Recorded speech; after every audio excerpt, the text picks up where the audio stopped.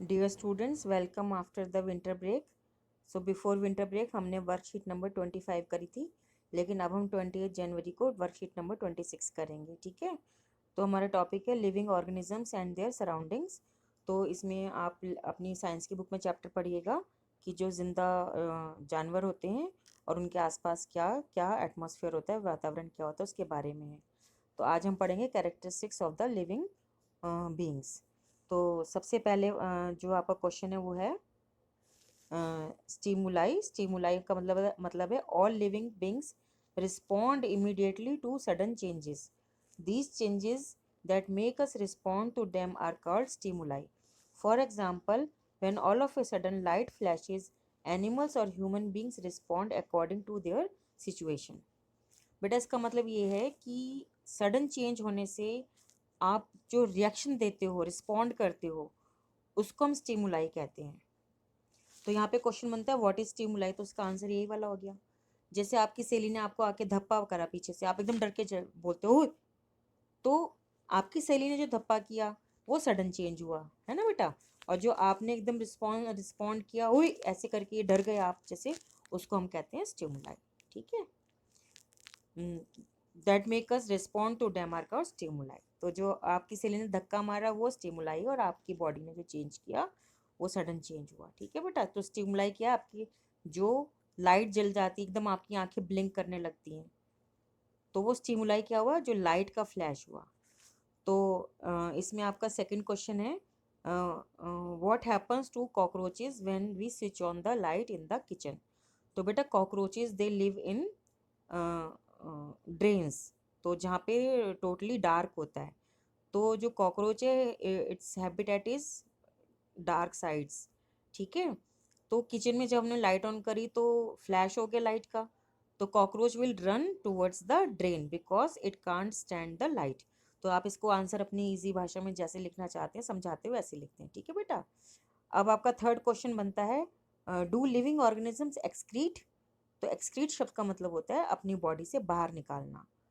तो जितने भी लिविंग बींग्स हैं वो they eat food, but very small part of that food is absorb in the body. तो जो भी हम खाना खाते हैं उसका कुछ पार्ट हमारी बॉडी में एब्जॉर्ब होता है, कुछ नहीं होता।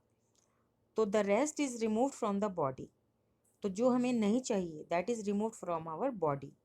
This process of removal of non required component of food. Non required component का मतलब होता है वेस्ट। ठीक है बेटा, वेस्ट हो गया जो हमें नहीं चाहिए हमारी बॉडी में, एक्सक्रीट।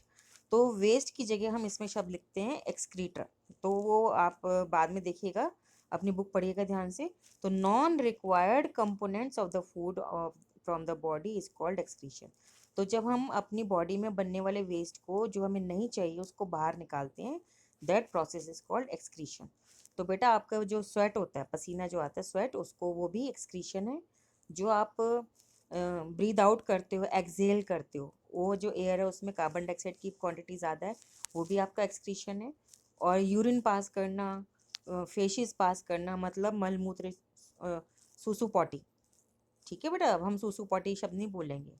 तो सूसू मीन्स यूरिन, और पॉटी मतलब फेशिस, उसको पास करना भी एक्सक्रीशन कहलाता है। ठीक है बेटा, now the fourth question is movement required by all living things. तो इसका हम कह रहा है कि क्या सभी जो जिंदा होते हैं वो मूवमेंट करते हैं, चलते हैं। तो yes, true, living things all their need movement, क्योंकि सभी चलते हैं, अपने आप चलते हैं। Most of the living beings move from one place to another and also show other body movements.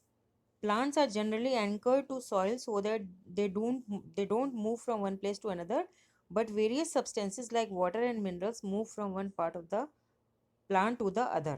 तो बेटा इसका क्या मतलब है, क्वेश्चन नंबर 4 का, is movement required by all living things. इसका मतलब है क्या सभी जिंदा चीज़ों को मोशन करना होता है, मूवमेंट करनी होती है, गति करनी होती है। तो इसका आंसर है यस।